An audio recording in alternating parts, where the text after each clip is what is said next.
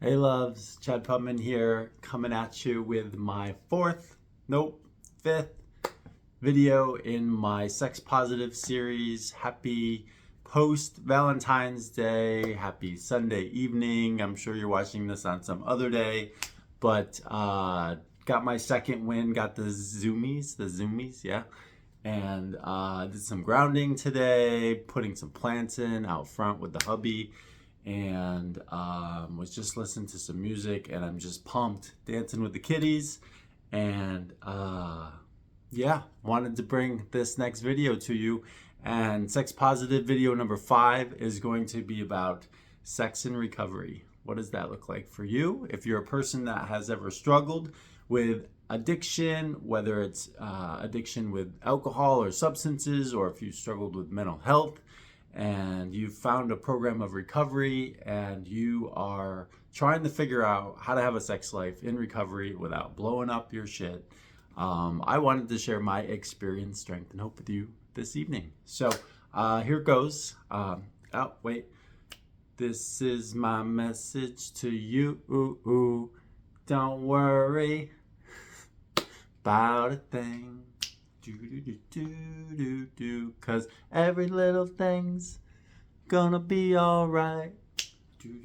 Okay, that's enough. Alright, so let's get to it. So, I have shared before that I'm a person in recovery, and I'm grateful for that. It's been an incredible journey. I started in my early 20s, and early on in life, alcohol and crack cocaine kicked my ass. And after doing so, I ended up in rehab. After first ending up in a psych hospital because I thought I wanted to kill myself.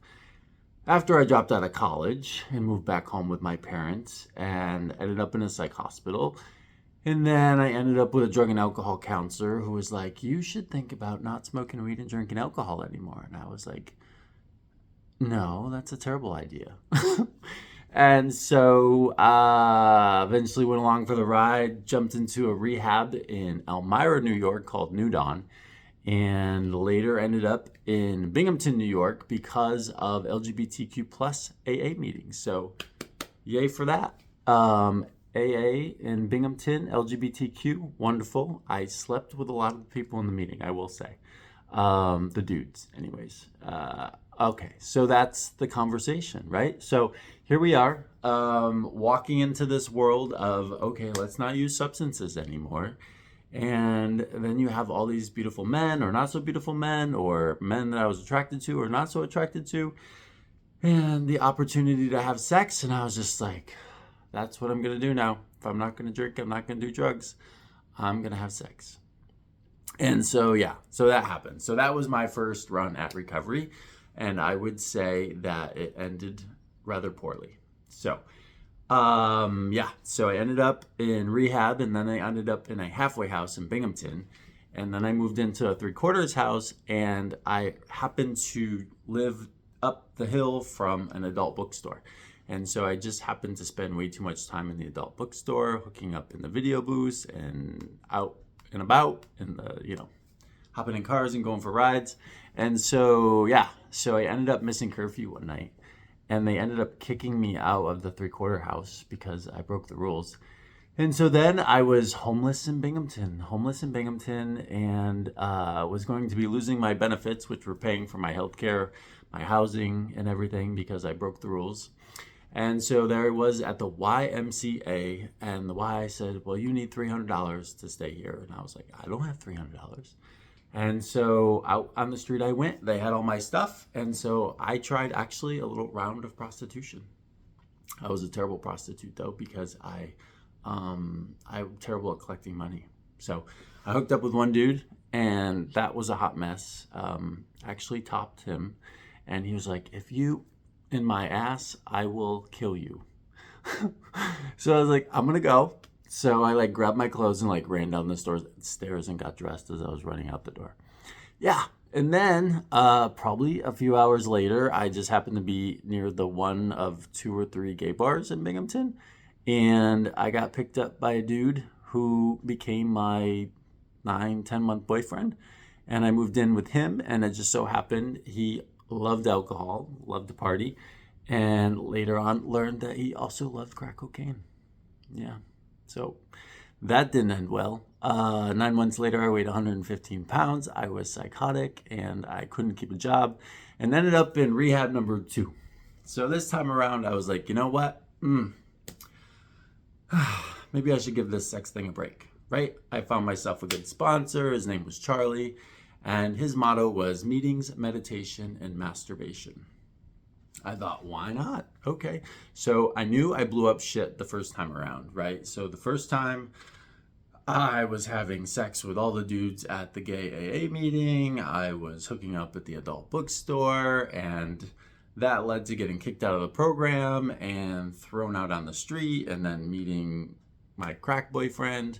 So I knew that that wasn't the story or chapter number 2 that I wanted to write. And I thought that it would be a good idea for me to follow the suggestion. And if anybody's ever been in recovery, I'm sure you've probably heard the suggestion not to have sex or to stay out of relationships for the whole first year. 365 days. That's a very long time. I was 21 at the time, right? So when I first got in the rehab, I was 20, went back out, turned 21 in my, I think I'm telling this right, turned 21 or 22. I don't know. I was 20 and then I was 21 and then I was 22.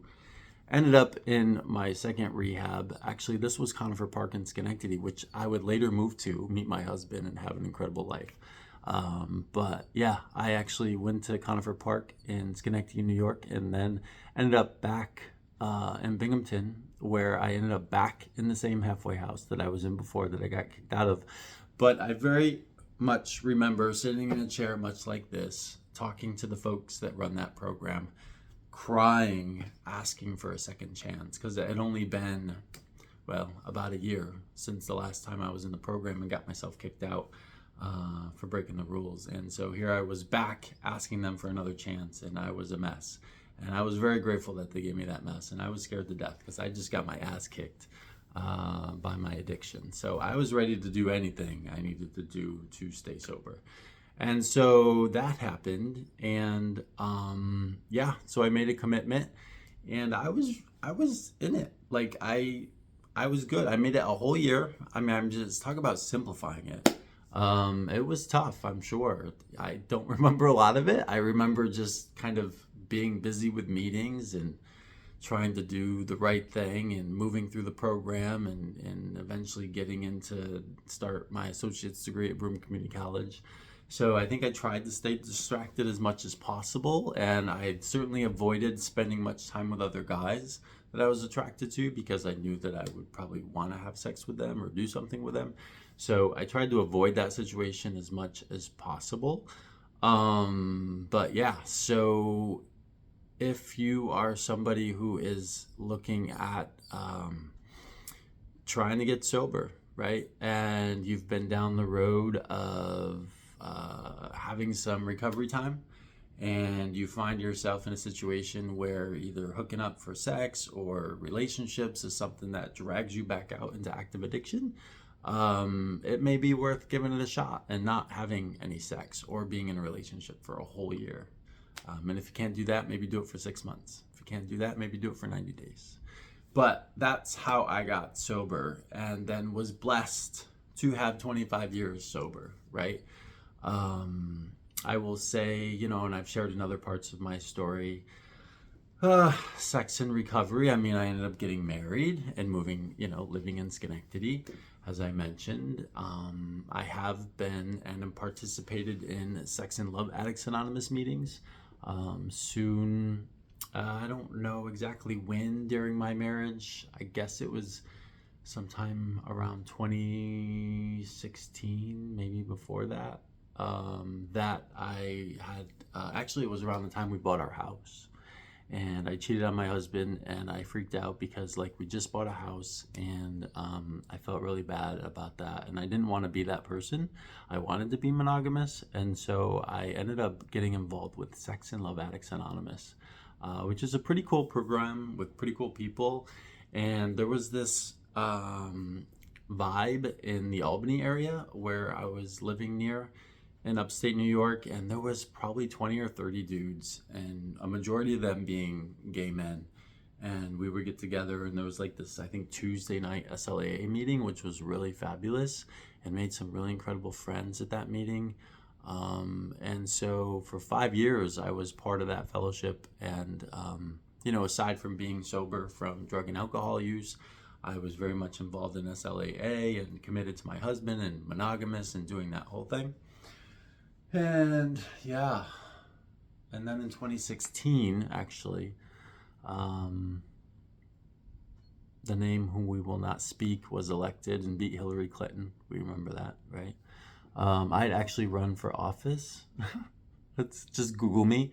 I ran for the New York State Senate in 2016, and I ran against a guy that was anti-LGBTQ, and it was an incredible opportunity, and it was a lot of fun, and there was a whole pre-story to that situation, but it was an awesome experience.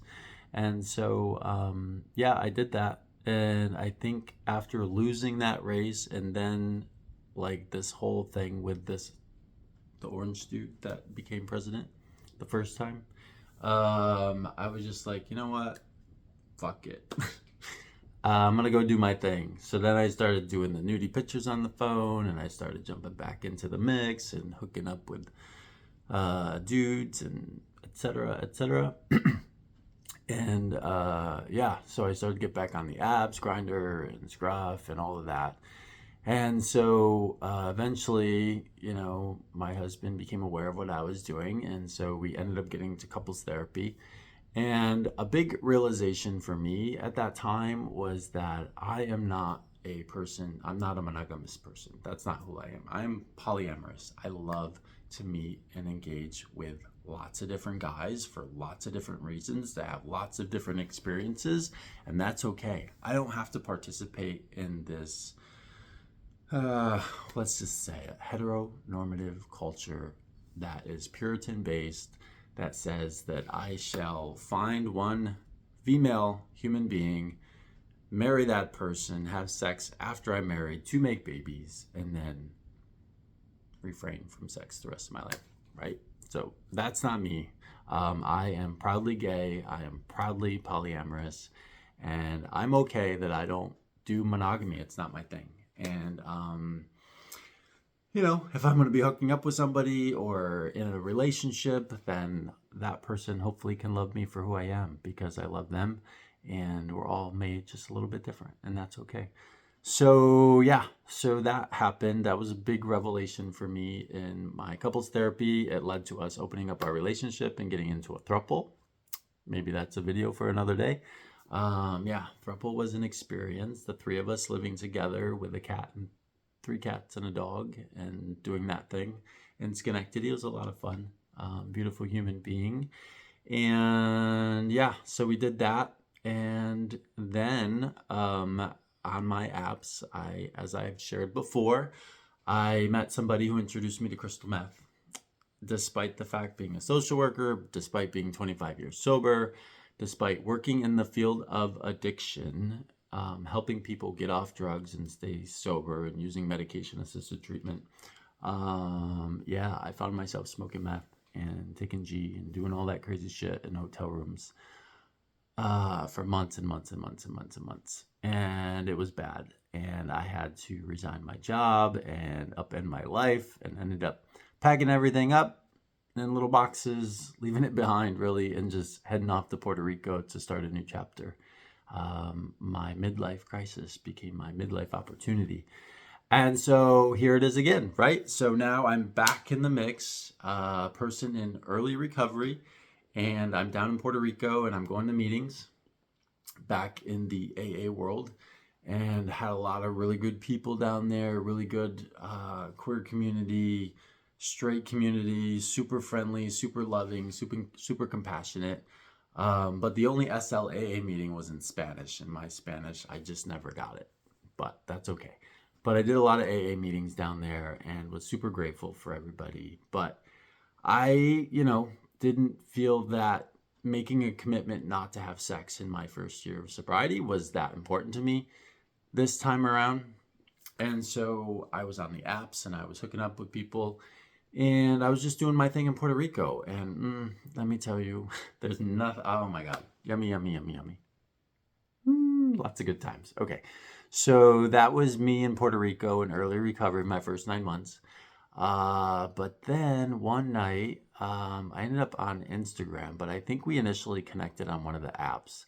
And I watched this dude start blowing clouds and realized he was smoking meth. And it was like weeks before me leaving Puerto Rico to come to St. Petersburg. And I was like, oh my God, I need to go come over and see you. So, boom. I had like literally like 9 months without using anything. Since the time I had left upstate New York and got to Puerto Rico, I was sober that entire time. And it was sex. It was sex that contributed to me hopping in an Uber and going to this dude's house and doing my meth sex thing with him, which wasn't pretty.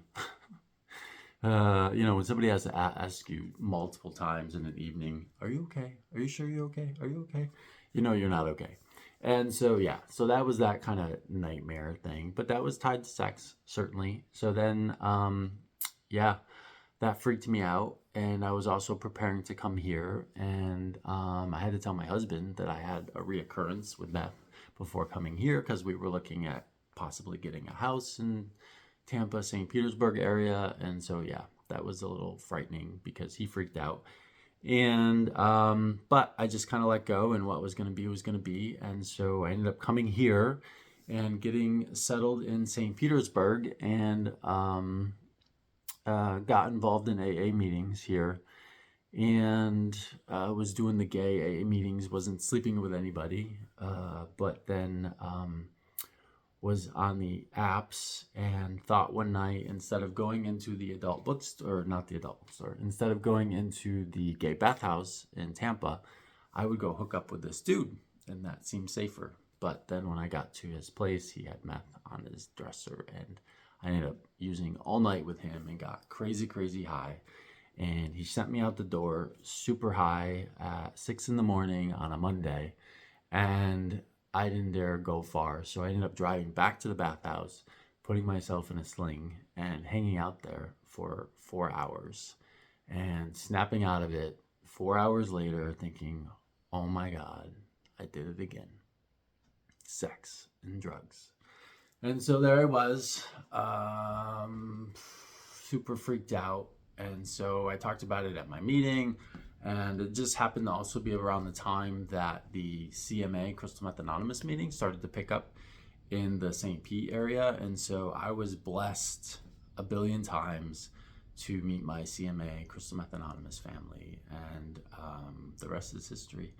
I'm coming up on 10 months. On February 21st will be 11 months for me. And then March 21st will be my 1 year without using any meth. Or G or any of that stuff. So I'm super excited about that, and also boldly aware that sex is my Achilles heel that leads me back to drugs. And so I wanted to do a video that just shared my experience, strength, and hope in relation to sex in recovery. And clearly it is a bumpy road and everybody has to make a decision that works for them. I would say some of my takeaways is if you want to be safe and you don't want to put yourself at risk and you don't feel strong enough being tempted by it, then stay off the apps and avoid, crazy anonymous sex connections with people that certainly might have or possibly could have any drugs, because in early recovery our ability to say no when it's in front of us on the table is like 10%, right? So I have had multiple situations in the last several months where people have been using. Most recently somebody offered me G and I said no, and I'm very glad I said no, and I said it definitively. And then as I sat there I thought, well, and as I've left that situation and have moved on to other situations, I've thought, oh man, if he asks me back again, will I do it? So this is the truth of recovery, right? These are the challenges that we put ourselves in and have to negotiate and navigate. And so I would say just be as honest as you possibly can with yourself and somebody else. And what I did at my last CMA meeting that I went to, that I chaired on Friday, relapse prevention, was I shared that I have a little voice in the back of my head that says maybe somehow you can just use a little G and it won't be a big deal. Well, guess what? It will be a big deal because it's going to open the door and I'm going to keep using and bad things are going to happen. And I have learned through working with my life coach today that I don't have to create a crisis to walk into a new opportunity. And I have begun to realize and recognize that when I have really bad cravings or urges to use, there's something going on in my life that I'm not paying attention to. There's something going on that I don't want to address, I'm trying to avoid, I don't want to be honest about. But when I can just pause and say, you know what, I think I want to use because I'm just not happy in this particular situation or this thing or whatever. I can own that and then I can try and make a change. And then the craving, the urge begins to dissipate. And I'm less about going and getting high because now I'm focused on that thing that brings joy to me. So that's my experience. All right. I will end with this. Yeah. I will just say that one can have some really great, beautiful, wonderful times in recovery and engaging with sex with others. And I tell you, men are beautiful, but we are a dangerous species and we can get ourselves in trouble very often. So with much love, grace, acceptance, and trust, I just share this story with you in hopes that whatever I'm sharing with you will help inspire you in your path and your journey, and to let you know that none of us are doing this perfect. And it's okay to be a little messy because that's how we learn and that's how we grow. And if nobody else has told you today that they love you, I do. All right. Thanks for listening to me. I wish you all the best. Feel free to drop me a message, email, text, whatever. All right. Take care of yourselves. Bye.